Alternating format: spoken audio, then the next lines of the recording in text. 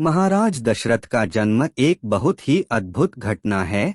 पौराणिक धर्म ग्रंथों के आधार पर बताया जाता है कि एक बार राजा अज दोपहर की वंदना कर रहे थे।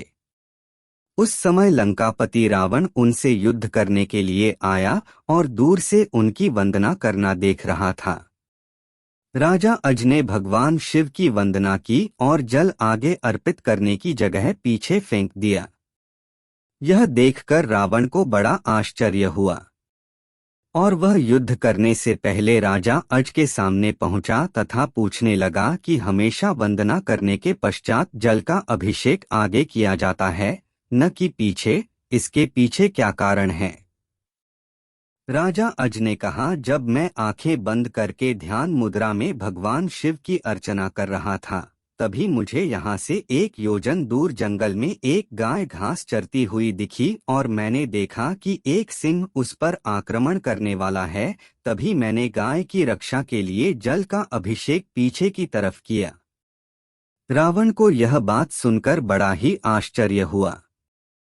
रावण 1 योजन दूर वहां गया और उसने देखा कि एक गाय हरी घास चर रही है, जबकि शेर के पेट में कई वाण लगे हैं। अब रावण को विश्वास हो गया कि जिस महापुरुष के जल से ही बाण बन जाते हैं और बिना किसी लक्ष्य साधन के लक्ष्य भेदन हो जाता है, ऐसे वीर पुरुष को जीतना बड़ा ही असंभव है और वह उनसे बिना युद्ध किए ही लंका लौट जाता है।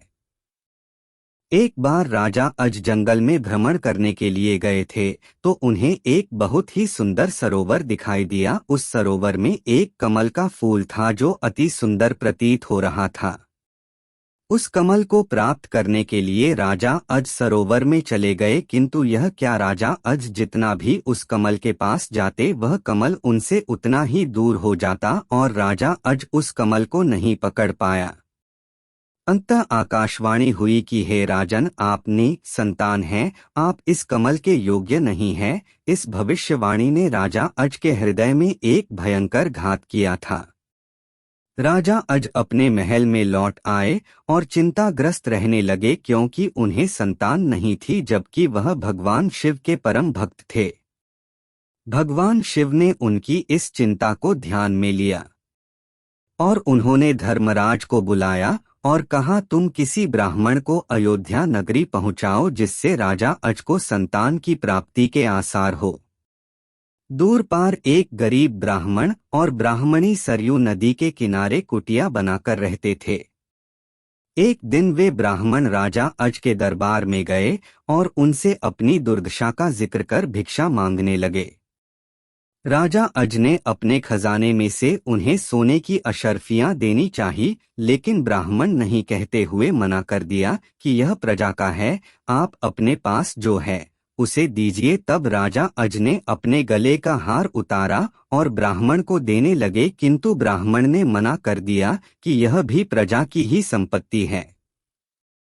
इस प्रकार राजा अज को बड़ा दुख हुआ कि आज एक गरीब ब्राह्मण उनके दरबार से खाली हाथ जा रहा है।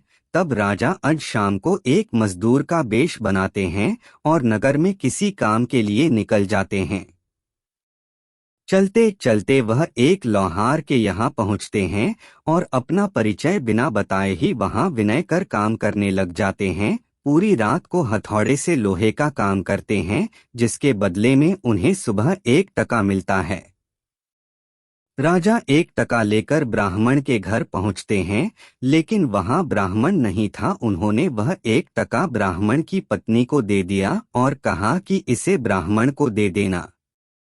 जब ब्राह्मण आया तो ब्राह्मण की पत्नी ने वह टका ब्राह्मण को दिया और ब्राह्मण ने उस टका को जमीन पर फेंक दिया। तभी एक आश्चर्यजनक घटना हुई। ब्राह्मण ने जहां टका फेंका था वहां गड्ढा हो गया। ब्राह्मण ने उस गड्ढे को और खोदा तो उसमें से सोने का एक रथ निकला तथा आसमान में चला गया। इसके पश्चात ब्राह्मण ने और खोदा तो दूसरा सोने का रथ निकला और आसमान की तरफ चला गया। इसी प्रकार से 9 सोने के रथ निकले और आसमान की तरफ चले गए, और जब 10वां रथ निकला तो उस पर एक बालक था और वह रथ जमीन पर आकर ठहर गया। ब्राह्मण उस बालक को लेकर राजा अज के दरबार में पहुंचे और कहा, राजन, इस पुत्र को स्वीकार कीजिए, यह आपका ही पुत्र है जो 1 से उत्पन्न हुआ है।